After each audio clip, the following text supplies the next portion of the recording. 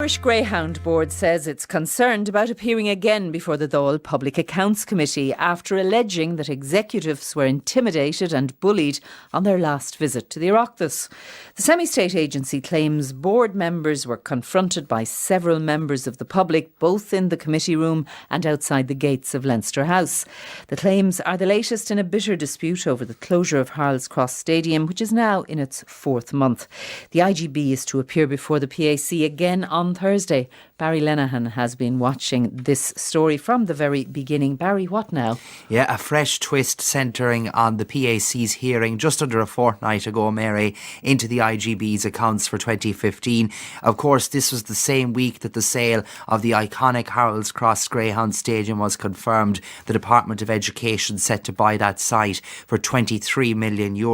Now, we covered the hearing, that hearing on the programme just under a fortnight ago, and as you'll remember, there were large-scale protests at the gates of Leinster House from greyhound owners and breeders over the closure of Harold's Cross and what they say is the alleged mismanagement of the industry by the board. So tensions running high on Kildare Street, and of course this is against a backdrop where we've had pickets outside Shelbourne Park in Dublin, which has stopped racing there the last 14 weeks.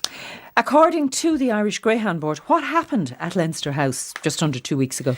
Well, in a letter to the Public Accounts Committee last Monday, Board na Gun cited 3 incidents where its witnesses were intimidated or abused by visitors in the public gallery of the committee room. Now, as you know, all meetings of committees are open to the public, and the IGB points out how these incidents happened after the acting chair, Alan Kelly, had issued a warning to visitors because of an alleged incident in the Leinster House toilets during a break in the committee proceedings. And the board went on to make further allegations this afternoon about what happened at the committee hearing. What did it say? Yeah, the Irish Greyhound Board, as we know, in receipt of over €300,000 every week in 2017 from the government, and it released what it could be described as an unprecedented statement for a state organisation in which it named individuals for alleged bullying and attempted intimidation at Leinster House.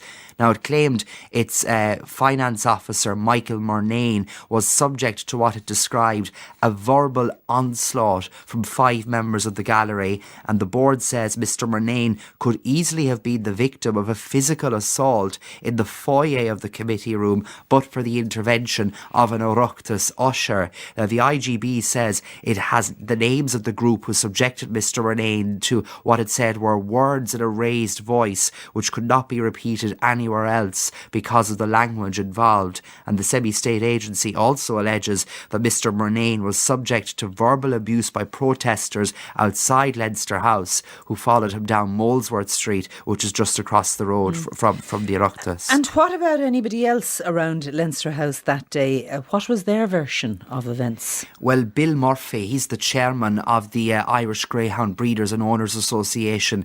Bill and his brother Tom were named in the IGB statement this afternoon as alleged aggressors, but Bill told Philip Boucher-Hayes earlier on Liveline how he didn't attack Mr Murnane's character as he simply doesn't know the man. I know nothing about the man's character. I never really met him before or seen him before. So I wouldn't be in a position to comment regarding his character. There was jeering when he was coming out when he came out the gate. When I looked around me, I heard the jeering, and I looked over and I saw him. He'd be 50 yards away from us at that stage, and he crossed the street, put my hand on the Bible and definitely say no one followed him whatsoever. But if 40 people are jeering at you, that's fairly intimidating, no? Well, possibly, yes. Possibly, yeah. Now, Alan Redmond is a former director of Harold's Cross Stadium, and he was at the hearing as well. Inside, there was no such a thing as any type of intimidation.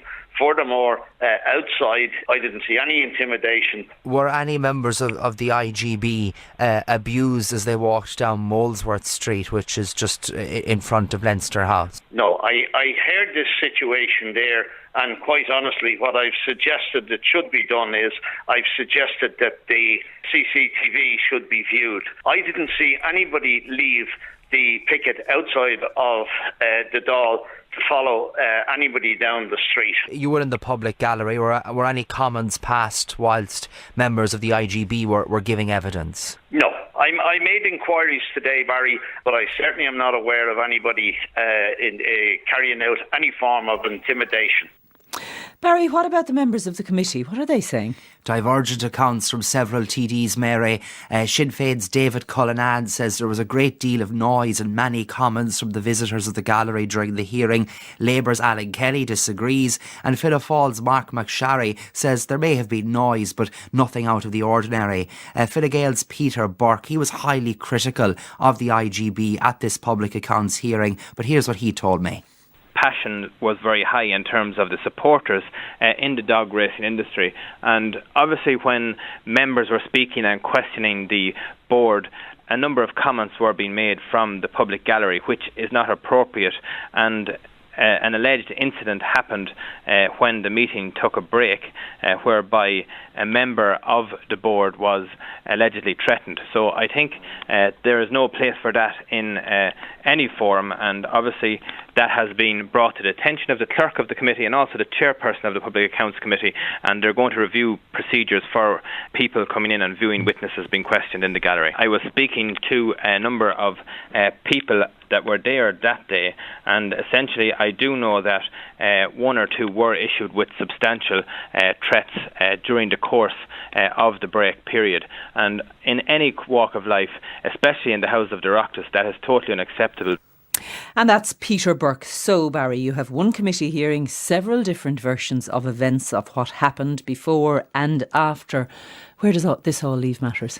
Well, the chair of the Public Accounts Committee, that's Fianna Fáil's Sean Fleming, he's brought the incident to the attention of the captain of the guard, which is essentially a head of security around Leinster House, and says they'll be careful in future about who gets in to the committee room.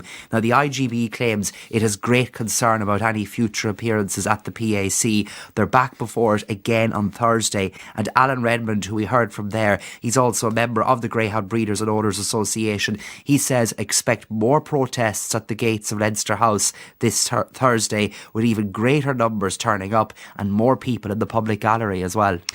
Behind all of this, there's this long-running dispute which has stopped racing in Dublin and at Shelbourne Park. Is there any sign of an end date to that? Not at the moment, and we see a statement today from leading trainer Graham Holland expressing his frustration, saying he's bringing his dogs to England to run.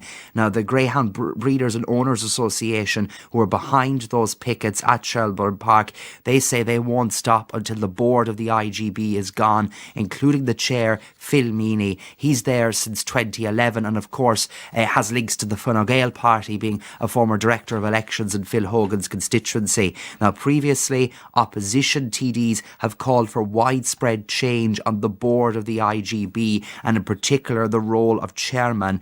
Now, Fine Gael is joining this line of thought as well. I've been speaking to several TDs who say change is needed within the board of the IGB, if at least to stop this dispute and to get racing back at Shelbourne Park once again after 14 weeks. Here's I've been speaking to two Fine Gael TDs, starting with Clare's Joe Carey. I mean, I think there is an opportunity, and there's an opportunity for a fresh start. And I say that for a number of reasons. A new CEO has to be appointed. A new bill has been published. I believe that there is also an opportunity to put a new board in place as well. You know, because it is at a crossroads. Would a fresh board include a fresh chairman? I believe there is an opportunity to look at that particular question. I believe at this current moment in time, we're at a crossroads, and I believe a new board, including the chairman, should come into being. Peter Burke, TD for Longford Westmeath. I will be very clear that anyone in any position in on board Nagon should reflect on their position. They should reflect on the position that the greyhound racing industry is at the moment. It's not my job to call on people's careers. I think they should reflect themselves, and I believe that good corporate governance should take precedence overall. You cannot have a situation whereby people serve on a board for lengthy periods of time. It's best practice that every 3 years you should have a changeover in the majority of these positions. And that's Peter Burke of Fine Gael ending that report.